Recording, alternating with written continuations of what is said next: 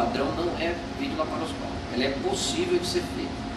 Quais são os empecilhos de se fazer na nefrectomia parcial laparoscópica? Primeiro, você vai ter que fazer o clampeamento dos vasos. Quando você faz para tumor único renal, um paciente que não tem nenhuma alteração, você vai fazer isso de 15, 20 minutos de clampeamento. Quando você vai fazer por mais do que meia hora de clampeamento, você tem um risco muito grande de lesão, porque você faz o clampeamento a quente. Entendeu? Porque quando a gente faz a cirurgia aberta, você limpa o rim, prepara o rim, clampeia, usa protetor, usa heparina e gela o rim por 10 minutos. Então faz uma hipotermia renal, onde o dano celular renal é menor. Então eu consigo ficar meia hora, 40 minutos, até uma hora sem grandes riscos ao aparelho. Mais do que 30 minutos sem fazer isso, a gente já não consegue garantir nada disso. Tá? Então quando você tem mais de uma lesão, você vai procurar, às vezes você tem que desenvolver toda a cultura do rim para achar essas lesões. Parcial, laparoscópica não é padrão. Nefrectomia radical laparoscópica hoje é padrão. Então, mas você já vai tirar o rim, aí tanto faz que você vai tirar também. É muito comum a pessoa ter tumores bilaterais. E aí? Então, a gente vai operar um lado de cada vez. Dificilmente a gente opera os dois de uma vez, por conta da insuficiência renal pós-renal, pós-cirurgia. Então, mesmo com clampeamento de um lado só, a função renal sofre alteração. Eventualmente, em casos muito selecionados, você pode fazer os dois de uma vez só. Tá? E a gente ainda brinca o seguinte: qual é o lado que você opera primeiro? Essa pergunta eu queria fazer depois de aliás, geralmente o mais fácil. Porque se eu for operar o difícil e eu tiver que tirar o rim, eu já estou roubado com o outro, eu não posso errar de jeito nenhum. Então opero mais fácil, porque está todo mundo tranquilo, nós vamos para casa, não vieram os outros, se der alguma coisa errada, eu já provei. Então não vai começar pelo mais difícil, porque se perder o rim, o outro não tem erro. Porque assim, não é uma cirurgia tão simples como a gente gostaria. Você tem um vaso que chega e um vaso que sai. Se numa dissecção esse vaso rompe e você não consegue corrigir ele, o rim está fora. Entendeu? Hoje, a gente vem fazendo aqui uma estimativa da sala. Né? Já levantou o braço. Quem já teve tumor de rim? E aqui? Tumor de rim. Tumor de rim. O meu esposo teve e operou 3 vezes. Isso. Quem já teve mais de Filho também. Quem já operou mais de uma vez? Não, então, uma a vez. gente tenta fazer uma... Quem tem cistos renais? Cistos renais. Além do tumor de rim, cistos renais. Mas vai pedir para essa pessoa pode e quem já teve, tem gente que só tô, Nem baixo não, mas... Então, a gente usa a classificação de rim de Bosnia, que é um cisto eles já têm complexo. E quem já teve feocromocitoma? Maria, meu esposo. Olha só 2. Tá? Meu esposo também tem. 3. Então, vocês já estão vendo aqui a frequência, é importante. Tá? Vocês já estão vendo. Cada vez que eu peço para vocês levantarem, você vê, claro, o que ganhou até agora tem mais o sol. Depois tem angioma retina, agora câncer de rim vai terceiro. Então, só para mostrar que fazer ela, seja de forma imperativa, seja de forma eletiva, ela é sequência. Então, na Bosnia, que a gente usa a classificação de Bosnia, que é de 1 a 5, né? O Bosniak 1 é aquele rim, um cisto completamente simples, paredes lisas, etc. O Bosniak 2, ele tem alguma calcificação, alguma área, alguma septação fininha que não chama muita atenção. 3 para frente começa a aparecer vegetação, uma área sólida, múltiplas septações, etc. É, até o 3, né? Porque tirou 2,5, e aquele que tem mais, são 2 septos, uma pequena classificação, que entra próximo do 3, você consegue seguir. E a partir do Bosniak 3, a chance que você tomar então de 30% a 40%. Do Vorrip ainda maior.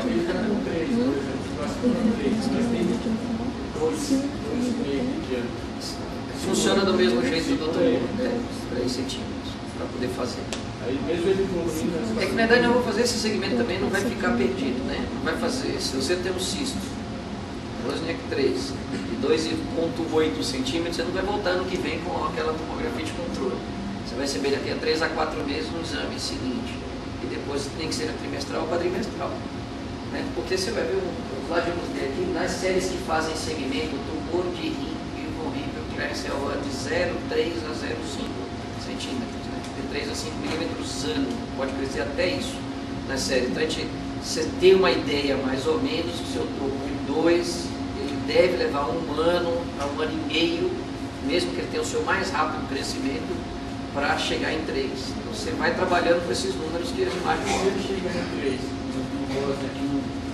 Não, aí não, é diferente. Cisto, a gente segue a classificação do cisto, mas uma vez que ele é suspeito, o tamanho dele é sempre a maior lesão que leva à indicação do rim. Então aí, se tiver outras menores, tira na hora que abriu, trata o rim inteiro. Não precisa deixar as pequenas para operar depois.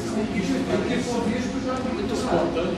O que a gente vê assim, algumas lesões de regressão, que eu digo sempre, é o tal do cursor, o negócio que faz, mas sumir. Eu tenho uma radiologista que faz pra gente espetacular. Eu não sei se não é o melhor do Brasil, mas ela é show de bola, feito lá e o meu exame de controle agora surpreendentemente regrediu.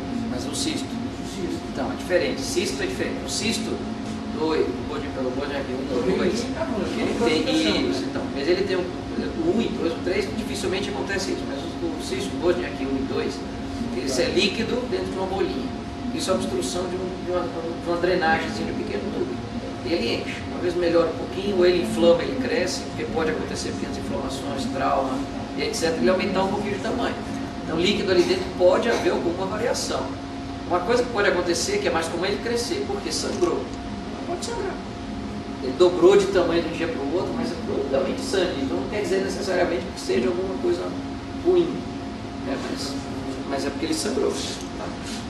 Mostrando que é seguro fazer os resultados, para você ter uma ideia.